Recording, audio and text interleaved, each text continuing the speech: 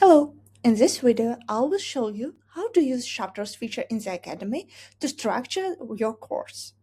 Chapters helps organize your course into clear blocks, making it easier for learners to navigate and follow the learning flow.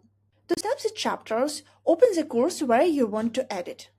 Then select the lesson that will be the first lesson of the chapter. Click the three dots next to his name and choose Lesson Settings. In the lesson settings, activate Add Chapter options and Add Title. After that, click Save. You have now created a chapter. All lessons that come after the lesson with the Enable chapter will automatically belong to this chapter.